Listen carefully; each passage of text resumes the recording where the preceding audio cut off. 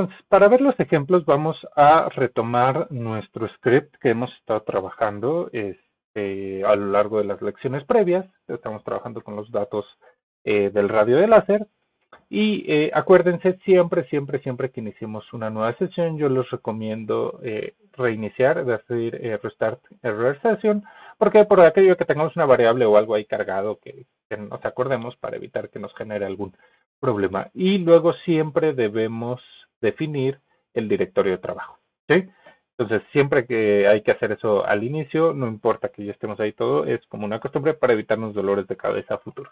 Ya que está, vamos a cargar nuestras librerías de siempre, ¿sí? Es decir, las que ya conocemos. Aquí voy a ejecutar, acuérdense, todo esto como ya lo tengo en código, puedo ejecutarlo las veces que yo quiera.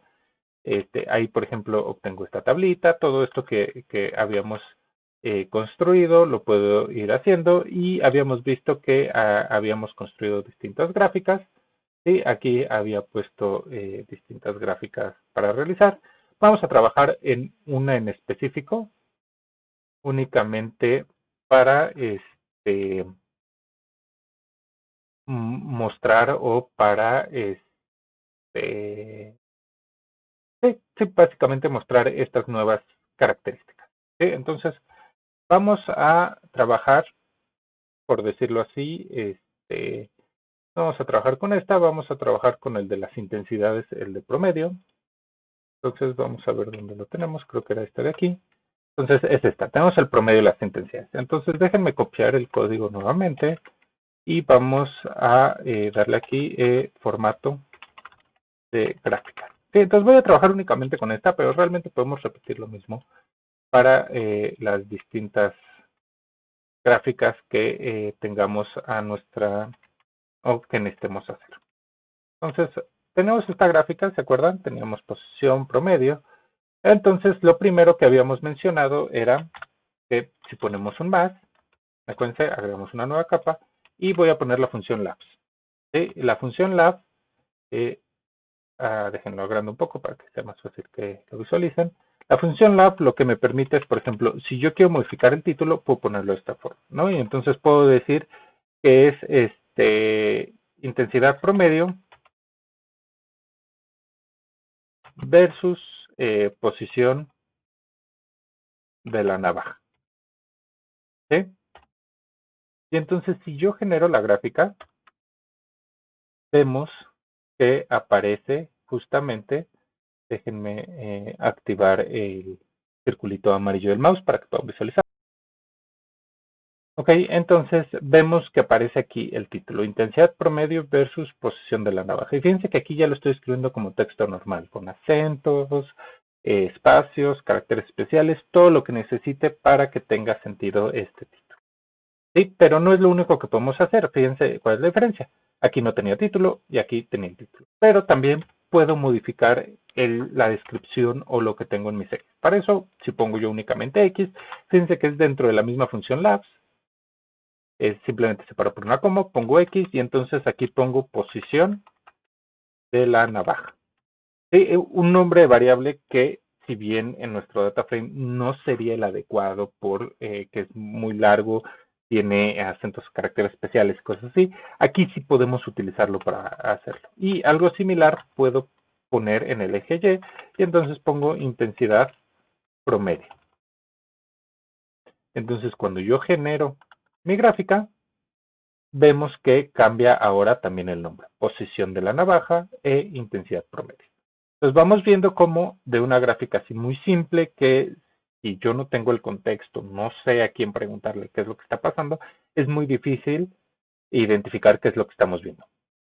Pero aquí justamente ya me dice que estoy viendo un valor de intensidad, es decir, hay una intensidad promedio, incluso podríamos ponerle de láser, si así quisiéramos, para ser más específicos, ¿sí? Intensidad promedio de láser, posición de la navaja, y entonces veo, ya me dice que dependiendo de la posición de la navaja, hay un comportamiento o hay una afectación hacia la intensidad del láser que estoy viendo, ¿no? Entonces esto ya nos ayuda muchísimo, vamos a hacer el skim zoom, que nos ayuda muchísimo a leer un poco más estas cuestiones. Ahora, no es, acuérdense, la única opción o no es como la única cuestión que podemos hacer, como habíamos visto, también teníamos otras características, ¿sí? Es decir, una de ellas podría ser el tema. Vamos a modificar un poco el tema. Entonces, ahora digamos que, se dan cuenta, cuando yo hago el zoom, el título no está centrado, ¿sí? El título está cargado hacia la izquierda. Entonces vamos a cambiar eso un poco.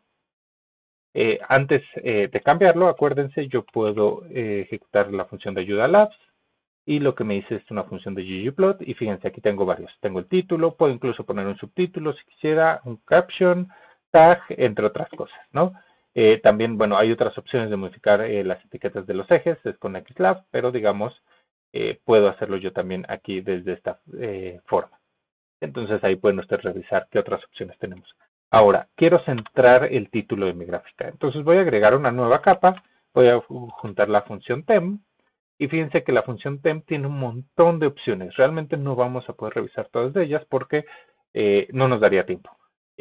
Tienen la documentación, ya saben cómo revisarla, ¿sí? Podemos ponerle aquí temp. Y bueno, aprovechando, aquí nos salen distintos tipos de temas, ¿sí? Que ya vienen predefinidos, que era lo que les decía. Ahorita vamos a entrar a esos. Y entonces fíjense que estos distintos el tema tiene distintos argumentos. ¿Cuántos? Un montón, dependiendo de lo que quiera mover. Quiero sobre texto, sobre título, el ratio, es decir, horizontal, vertical, que lo mantenga de alguna forma. Cosas con las cuestiones del título, los ejes, el texto, los ticks vendrían siendo las barritas estas. Y yo quiero que aparezcan barritas aquí en los ejes. Podría usar ticks, puedo definirlo en términos generales, ticks general, o únicamente para X, o únicamente para y un montón de cuestiones. Sí, legends, sí, es decir, puedo modificar el cuadrito de colores cuando hago varias gráficas. Ahorita vamos a modificar una de esas, etcétera, etcétera, etcétera. Sí, entonces aquí tenemos un montón de argumentos. No vamos a revisar todos, como les mencionaba, pero sí vamos a revisar algunos de ellos. Y entonces, podemos justamente podemos modificar el título, ¿no? Entonces, para modificar el título, vamos a poner que es title, y vamos a poner los argumentos necesarios para ello. Entonces, como decía, para centrar el texto hacemos tem, y entonces le ponemos plot.title igual, y ahora hacemos aquí, elegimos una función que se llama elementText, y ponemos de esta forma. Entonces, ¿qué es lo que estamos haciendo? Como les digo, esto es muchísimo, tienen ya acceso a la documentación, realmente esto ya es caso por caso. ¿Qué es lo que necesito hacer? Y buscar cuál es esa función que me ayuda a hacerlo. Realmente no les puedo dar una recomendación general, sí les puedo mostrar, digamos, las más usuales, las más comunes que queremos usar. Aquí, ¿qué es lo que hacemos? Fíjense, entonces yo le digo que el título de la gráfica lo voy a modificar. ¿Qué voy a modificar cuestiones asociadas al texto. Y este de aquí, el hjust, es básicamente como la justificación. Si lo quiero centrado, a la izquierda, a la derecha. Entonces, básicamente, punto 5 es centrado. Si pongo 1 es que lo voy a cargar a la derecha. Si pongo 0 es que lo voy a dejar a la izquierda. Y entonces, de esa forma, lo ejecuto. Y cuando veo el gráfico, fíjense que ahora el título está centrado. Vamos a comparar con el anterior, sin hacer el otro. Vemos que ¿dónde está? Aquí está. Vemos que aquí el gráfico está del lado izquierdo. ¿Sí? Voy a borrar ahorita un poco de esos porque para que no nos confundamos tanto, ya tengo varios. Entonces, si yo nada más lo ejecuto hasta aquí, vemos que el gráfico no está, el título está cargado a la izquierda. Y cuando yo lo ejecuto completo, con el hjust, vemos que el gráfico ahora está en el centro. Aquí podemos modificar varias cosas, incluso podemos modificar el tamaño de la letra. Si quisiéramos el size, podría, por decir algo, poner 20, y entonces lo que hacemos es, si se dan cuenta, aparece un tamaño de letra muchísimo más grande. ¿Sí? Entonces puedo empezar a jugar o a modificar cuestiones asociadas a la configuración, al formato del texto y cosas de estilo. Algo similar podría ser con el texto de mis ejes. Si yo considero que el texto de mis ejes es muy pequeño, dentro de TEM, puedo poner el axis title, ¿sí? Entonces, este es el plot title y este es el axis title. Y uso algo similar. Si se dan cuenta, es algo muy repetitivo en el sentido de que son funciones muy similares. Ahora sí, element text. Y aquí a lo mejor quiero un tamaño 15, no tan grande como el otro, sino un poquito más chiquito, pero suficientemente grande para que sea legible. Y entonces, aquí podemos comprobar que ya cambió el tamaño también de mis ejes. ¿Sí? Vemos la versión anterior, son letras más chiquititas, ¿sí? Que a lo mejor no podrían leerse bien, y una vez que cambio el tamaño de mis ejes, fíjense que ahora ya es una letra un poco más grande. E incluso podría hacer algo similar también para los labels de los ejes también. Entonces, yo aquí tendría que buscar axis y en vez de title tendría que poner text. ¿Sí? Y entonces, otra vez, element text, y le digo que un size, vamos a dejarlo de 15 también, y vamos a ejecutarlo. Y entonces vemos cómo también ya ahora los números son más grandes. ¿Sí? Entonces, ¿cuál es el tamaño adecuado? No hay una regla general. No es lo mismo si yo voy a hacer una presentación, como les mencionaba, que vamos a ir viendo más adelante, que la voy a proyectar en pantalla y entonces si quiero números más grandes, a lo mejor de esta forma, déjenme, a lo mejor tamaños de números de esta forma para que justamente puedan revisarlos o puedan verlos todos los que están dentro del salón, dentro del foro donde voy a presentar la información, a que si voy a entregar un reporte en PDF y la persona lo va a estar leyendo en su computadora o o imprimirlo, pues a lo mejor este tamaño es el adecuado, ¿no? Dependiendo de las necesidades, yo elijo este tamaño, pero fíjense que esto ya no tiene que ver con qué gráfica voy a poner, sino más bien qué formato es el que le quiero dar a la gráfica, es lo que me podría ayudar de esa forma. Ahora, hay también, como les mencionaba, temas predefinidos. Vamos a igual, si nosotros buscamos ggplot2, de todas formas, en los comentarios les voy a dejar esta liga. Si buscamos justamente los temas, vamos a ver que hay una documentación. Digo, aquí les pongo, ahorita vamos a probar con algunos, que hay distintos temas. Gris, ¿no?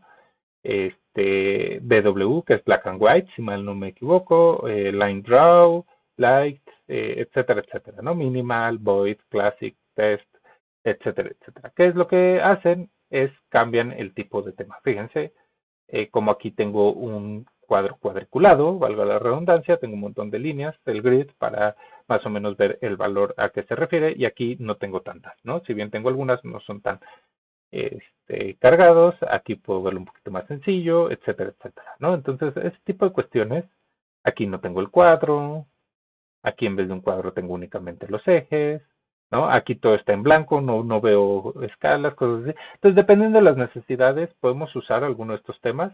Vamos a ir viendo más adelante este tipo de cuestiones. Y eso lo podemos hacer justamente con el concepto, yo aquí le pongo TEM, y, por ejemplo, le puedo decir que sea black and white. Aquí puedo modificar algunos parámetros, pero acuérdense, la mayoría ya están predefinidos. Lo único que me permite modificar es el tamaño de la letra, el tipo de la familia de letras, sí, el font y todo eso. Entonces, si no tengo preferencia particular, puedo modificarlo y fíjense cómo cambió la gráfica en otras cuestiones. Ahora fíjense, es como más sencilla, ¿sí? Tengo todavía mi cuadradito, pero fíjense qué es lo que pasa. El título ahora está cargado del lado izquierdo. ¿Por qué? Porque este lleva precedencia, porque está hasta el final. Si yo quiero que se mantenga todo esto, entonces lo que debo de hacer es este formato de tema, ponerlo antes. Y entonces digo, voy a usar este formato de tema, pero después voy a hacer ciertas modificaciones específicas a mis necesidades. Y entonces vemos que seguimos con el formato de tema un poco más minimalista, pero otra vez vuelvo a tener yo control sobre la posición del título, el tamaño y todo eso, ¿sí? Entonces quiero que comparen justamente las dos gráficas. Aquí fíjense que incluso el tamaño de letra es más pequeño. Entonces, ¿qué es lo que va a pasar? Si queremos usar un tema predefinido, tenemos que usarlo primero, cargarlo aquí como una capa antes de nuestras configuraciones personalizadas. De esa forma vamos a aprovechar toda la configuración del tema predefinido, salvo las modificaciones que nosotros hagamos por necesidades propias. ¿Sí? Podemos, no es el único, por ejemplo, podríamos usar alguno que podría ser adecuado a nuestras necesidades, puede ser este, que es el Classic, ¿sí? Entonces, podemos, vámonos a hablar aquí, y entonces en vez de BW le ponemos el Classic, ¿sí? Y entonces cuando lo imprimimos, vemos que cambia, ¿sí?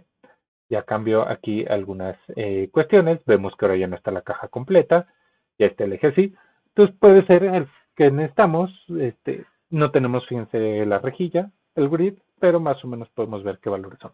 ¿Cuál vamos a usar? ¿Cuál queremos poner en nuestro reporte? Bueno, eso va a depender mucho de nuestros gustos, nuestras necesidades y también de lo que les pida o les indique su profesor.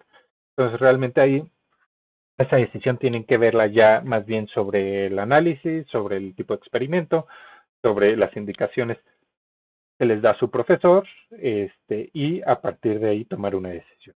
¿Sí? Entonces yo voy a dejarlo ahorita de esta forma únicamente para que mostrar ese ejemplo de las distintas cosas que podemos hacer. Otra cuestión son las escalas. ¿Sí? Vamos a ver un poquito de esas escalas, vamos a seguir jugando. Yo voy a dejar el tema hasta abajo, ¿sí? El tema, digamos, es lo último que les recomiendo que se quede y antes de eso vamos a poner escalas. ¿Por qué? Porque así las escalas van a afectar y luego el tema puede adecuarse al tipo de escala que tenemos. Y entonces, una cuestión muy común es que sobre todo en el eje Y, también a veces en el X, pero en el eje Y necesitan usar escala logarítmica. Sí, entonces tenemos en este caso, fíjense, incluso de raíz cuadrada, esa realmente nunca lo he usado, pero ahí está. Pero, por ejemplo, una escala logarítmica en base 10. ¿Qué va a pasar? Esto principalmente tiene que ver cuando las mediciones son distintos órdenes de magnitud. Piensen que aquí yo tengo valores en el orden de unidades, de decenas, centenas, milésimas, etcétera, etcétera. Y entonces no logro visualizar completamente ese comportamiento. Entonces lo que puedo hacer es con una escala logarítmico 10, separo un poquito más eso. Obviamente ya no es proporcional la visualización, pero me permite ver qué pasa en cada uno de las distintos órdenes de magnitud. Entonces yo genero la gráfica con la escala 10, fíjense cómo cambia. Los datos son lo mismo, el comportamiento es exactamente el mismo. ¿Qué es lo que está cambiando? La visualización. Fíjense, en este espacio tengo hasta 10, el valor de 10, 30, 100 son las unidades tal cual, pero la escala viene siendo logarítmica. ¿Sí? Es decir, si yo me voy a la gráfica anterior, fíjense que aquí todo esto está espaciado de forma igual. 10, 50 unidades, 50 unidades, 50 unidades. Pero aquí ya no es de la misma forma. Aquí son 10 unidades, aquí son 20 unidades, aquí son 70 unidades. Pero esto tiene que ver con la escala que estamos usando. ¿Dónde vamos a usar esto? Bueno, cuando entren a la parte de mecánica, en mecánica lo van a estar usando. Cuando hagan ciertos análisis van a ver ciertas relaciones que no son lineales, sino son relaciones que llevan una potencia asociada.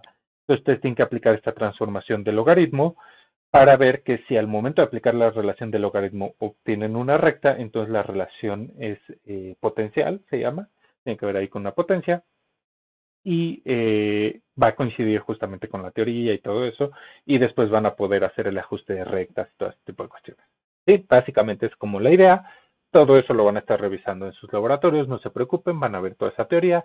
Yo únicamente les menciono aquí que ustedes pueden cambiar la escala de la gráfica sin tener que hacer transformaciones, sin tener que ponerse a decir, bueno, si quiero aplicar un logaritmo, un exponencial, etcétera, etcétera. Bueno, hay ciertas escalas ya predefinidas que les va a servir. Esta en particular les va a servir mucho sobre la marcha. ¿Sí? Algo similar podríamos hacer con, ya nada más para concluir esta parte de la escala, es con, por ejemplo, el eje de las X. ¿Sí? Acuérdense, no solamente el eje de las Y, podría yo tener también el eje de las X. Sin embargo, aquí no me sirve mucho porque fíjense que aquí las escalas voy de 31.3 hasta 31.6. Realmente no hay un cambio de orden de magnitud, por eso es que les digo que muchas veces no es tan usado en el eje X, pero en el eje Y podemos ver que pasamos de unidades a centenas. ¿Sí? Entonces podemos hacerlo, sí podemos hacerlo, pero fíjense que realmente no, muchas veces no es lo que queremos, ¿no? Entonces, cuando lleguen a esa parte, el profesor les va a explicar cuándo tienen que usar ambas, cuándo tienen que usar solamente una, ¿no? Entonces, dependiendo de lo que yo quiera, puedo cambiar esta escala y cambia el gráfico, los datos son exactamente los mismos, cambia el gráfico y me ayuda a visualizar distintos comportamientos, distintas relaciones entre las variables que se tienen. ¿Sí? Entonces, básicamente, esa es la parte. Y por último, vamos a ver las gráficas de error o las barras de error, que eso sí es muy importante. Entonces, las barras de error, acuérdense, vienen dadas por nuestras mediciones. Entonces, vamos a ver un poquito cómo está nuestra gráfica. Acuérdense, aquí tenemos el valor promedio. Y entonces, lo que voy a agregar al promedio es la desviación estándar. Ahorita, por ejemplo, bueno, voy a agregar varios. Aquí voy a poner un mutate, acuérdense, y entonces voy a poner el error como desviación estándar. SD, que es Standard Deviation, y entonces yo llamo la función SD y le pongo intensidad. ¿Sí? Entonces voy a tener aquí las intensidades, pero no solamente voy a hacer eso, voy a poner coma y voy a poner otro error que va a ser el error de medición. ¿Sí? Uno es un error debido a que estoy calculando un promedio y entonces tengo que saber la dispersión de todos los valores que estoy promediando, y el otro es el error que me da el aparato. Y en este caso, el error que me da el aparato, digamos que es el 5%. Entonces es el promedio por 0.25. ¿Por qué? Porque acuérdense, es 5% en total. Entonces 5% la barra, entonces quiero 2.5% para arriba, 2.5% para abajo. Por eso es que pongo de esta forma. Y entonces voy a agregar dos columnas. Aquí, si se dan cuenta, sí es necesario generar nuevas columnas. Tengo un error de medición y un error de medición y un error de desviación estándar. Perdón, 2.5%. El otro era 25, ¿no? Estaba muy grande. 2.5%. Vemos que de todas formas es distinto, ¿no? Y ahora, entonces, lo que voy a hacer es agregar aquí, después de mi geom, voy a poner el geom error bar. ¿Sí? Es lo que les digo, error bar o error bar H, esta es la horizontal, la que queremos casi siempre es la vertical. Y entonces, ¿qué es lo que nos dice geom error bar? Ya acuérdense, tenemos aquí nuestra función, nuestra documentación, nuestra ayuda, y entonces error bar nos dice que hay que pasarle el mapping, el data, etcétera, etcétera. Y vamos viendo un poquito más, muchas veces ahí no nos ayuda mucho, aquí está, la estética. Acuérdense, la estética es lo que queremos que nos grafique, entonces podemos pasarle X o Y, eso ya lo tenemos nosotros aquí arriba, entonces lo hereda, pero también le podemos pasar el Y mínimo o el X mínimo, el Y máximo o el X máximo, depende de lo que estemos haciendo. Como en este caso, error bar solito así es vertical, lo que le tenemos que dar es el Y mínimo y el Y máximo. Y entonces yo lo que voy a hacer aquí es poner el aesthetic, acuérdense, y entonces pongo el Y mínimo, y el Y mínimo es el promedio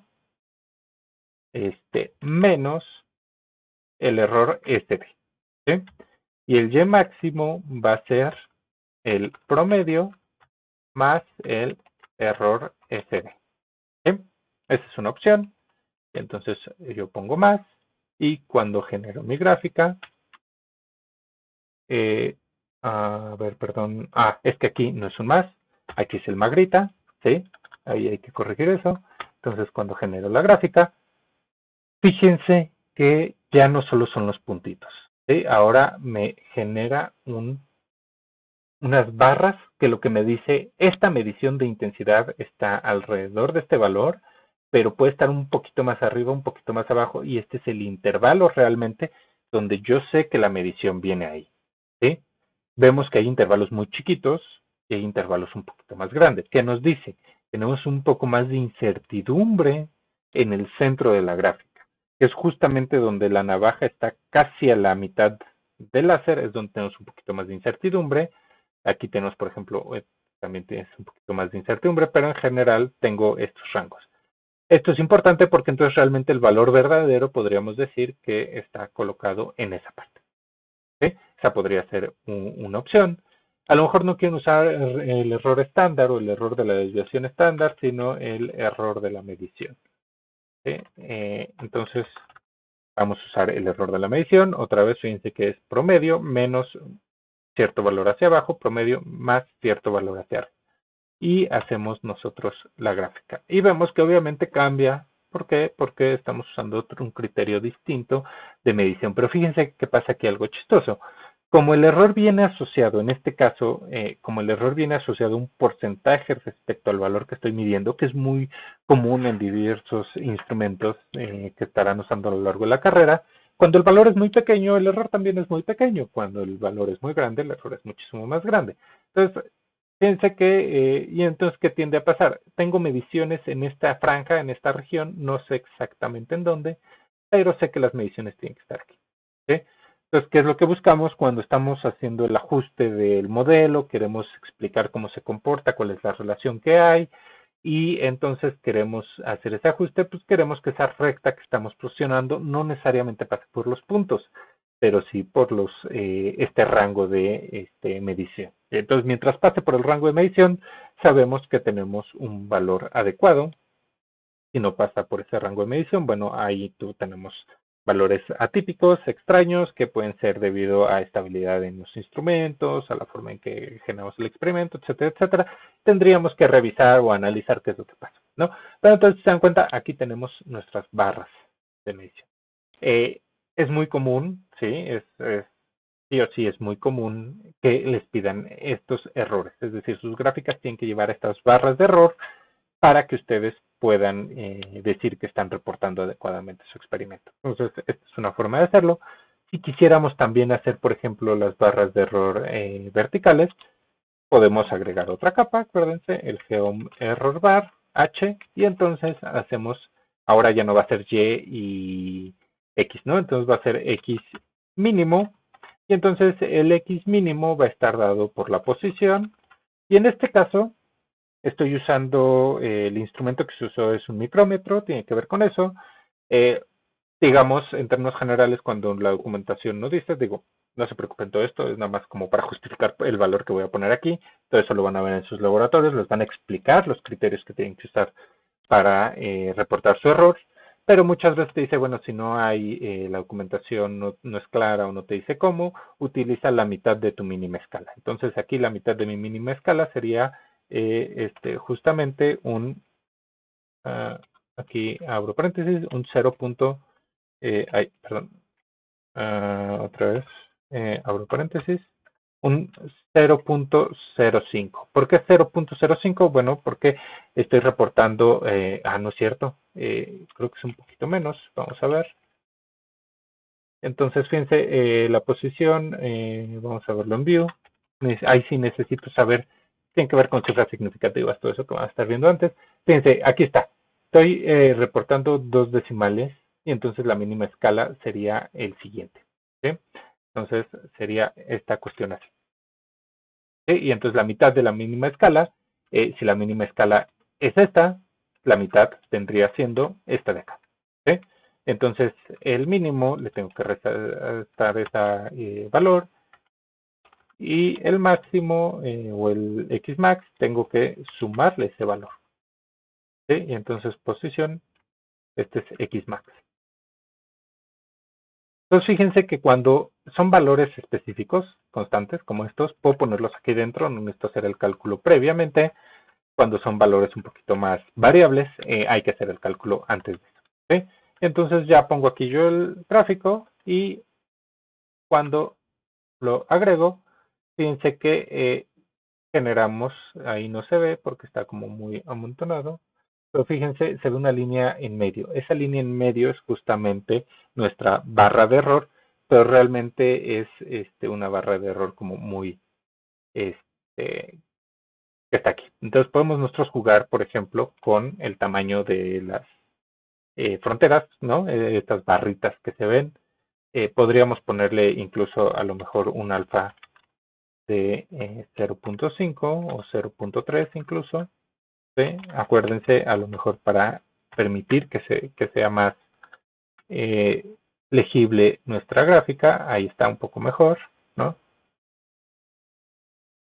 Ya no se ve tan saturado, ¿no? Vemos aquí nuestra gráfica y podemos jugar con este tipo de cuestiones, ¿no? Es decir, el chiste es que sea legible, que la persona la vea y entienda que es lo que le estamos pasando. Aquí, por ejemplo, también podríamos modificar un poco el alto, no la posición, no necesariamente, vamos a irnos a la parte de ayuda, vamos a poner aquí el geom error bar.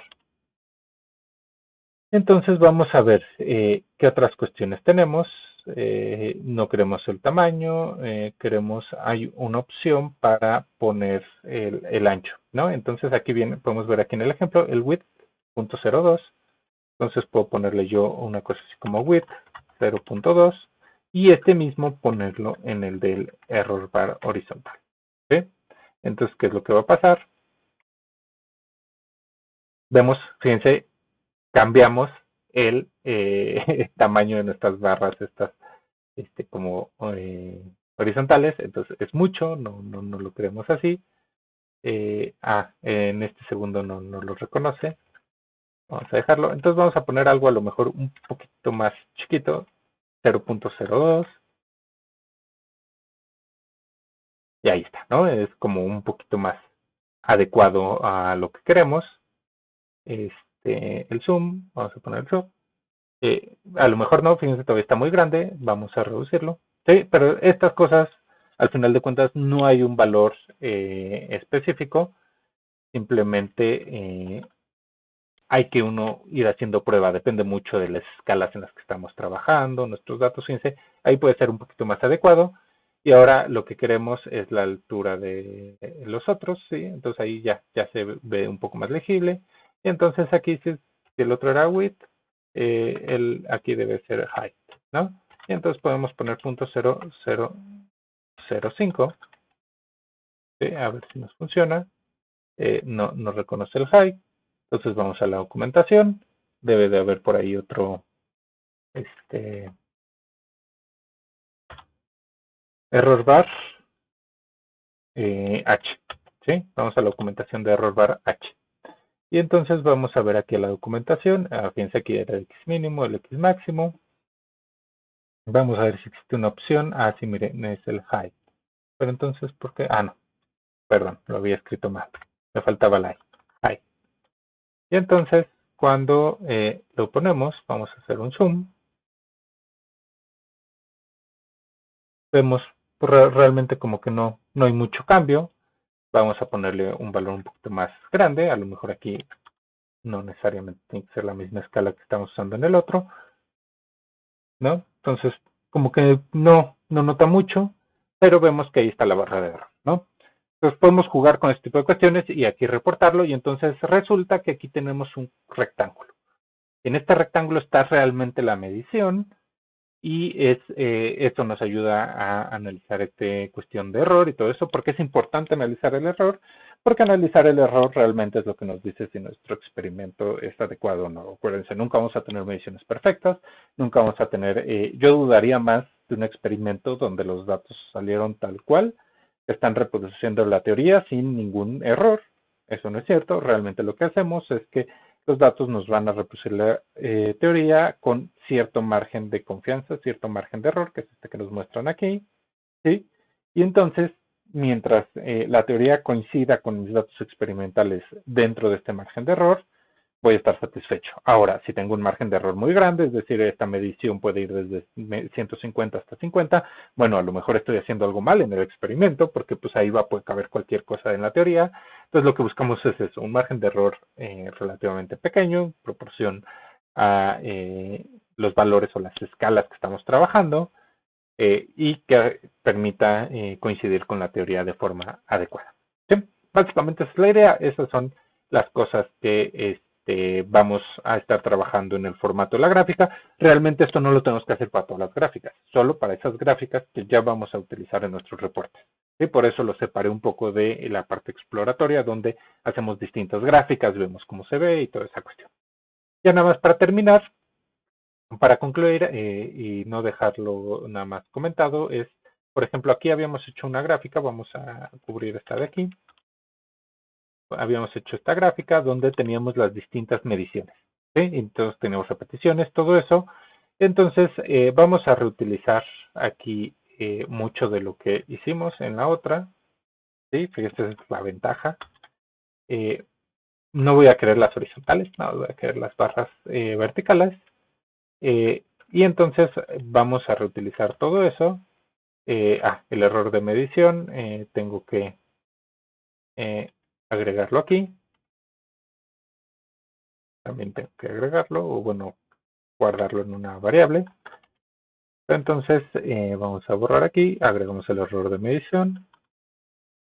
Entonces fíjense que aquí tengo justamente un error de medición global para todos. ¿Sí? ¿Por qué eran distintos los tamaños de la barra con desviación estándar como con error de medición de instrumento? Porque desviación estándar lo que hace es, bueno, las observaciones que tienes, que tanto lejos están una de otra. Y en el otro es el instrumento, qué tan preciso es. ¿Sí? Entonces, si nos damos cuenta que todas las mediciones están dentro de nuestro error del instrumento, menos este, por eso es que se ve un poquito más grande, pero casi todas están dentro del error del experimento. ¿Sí? Podríamos hacerlo de esta forma.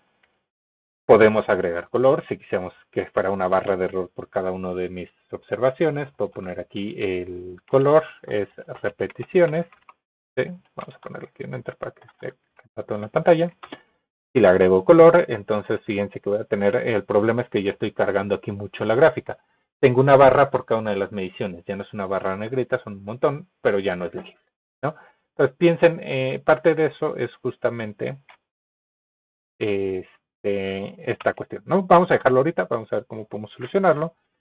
Y otra cuestión, el lab. Aquí habíamos agregado color, porque color, este nombre de repeticiones, tiene que ver con el color que estamos eligiendo aquí. ¿Sí? Entonces yo aquí podría decir, bueno, es color igual y le voy a poner repetición del experimento. Entonces cuando genero la gráfica, fíjense que ya no me aparece repeticiones, sino me dice repetición del experimento. Entonces ya es una descripción un poco más clara. A lo mejor me está quitando mucho espacio, ¿sí? De donde quiero. Entonces puedo mover todo eso con el tema. ¿Sí? El fin, acuérdense, me ayuda a moverlo y entonces yo puedo elegir en Legends, tengo distintas cuestiones y entonces puedo elegir en dónde posicionarlo. Arriba, abajo, izquierda, derecha. Vamos a cambiar la posición. Y entonces vamos a cambiar la posición y eso lo hacemos buscando aquí en Legend. Hay una opción que dice Position. ¿Sí? Y yo puedo decir simplemente Top. Por ejemplo, aquí en este caso simplemente es una palabra, arriba, abajo, izquierda, derecha. Y cuando lo ejecuto, fíjense que ahora la pone en la parte de arriba. Vamos a ver esta parte. Entonces ya no me está robando, digamos, tanto espacio en mi gráfica y a lo mejor ya es más fácil agregarla en un reporte donde tengo una restricción mayor en cuestión al tamaño, el ancho de la hoja. En vertical tengo un poquito más espacio, ¿no? Entonces puedo robarme un poquito de espacio aquí y vemos que ya tengo aquí la información y tengo todo esto. Ya únicamente para concluir, ¿qué es lo que pasa? A lo mejor me pidieron entregar una gráfica por cada una de estas repeticiones. Entonces no quiero una gráfica donde esté todo amontonado, que no se lee bien, sino entregar una gráfica por cada una de ellas. No lo puse en la presentación, pero pueden ustedes buscarlo y entonces podemos hacer el facet. Hay algo que se llama el facet grid. ¿Sí? Entonces el facet grid lo que le digo es que me va a generar una gráfica por cada una de las categorías que existen en una variable. En este caso la variable que vamos a usar son repeticiones. Y entonces vamos a ver qué es lo que pasa. Cuando lo ejecutamos, tarda un poquito más, pero fíjense cómo nos está generando una gráfica por cada una de las repeticiones. ¿Sí? Ya no están amontonadas, nos las está separando. A lo mejor no se ve muy bien aquí. Vamos a modificarlo un poquito más.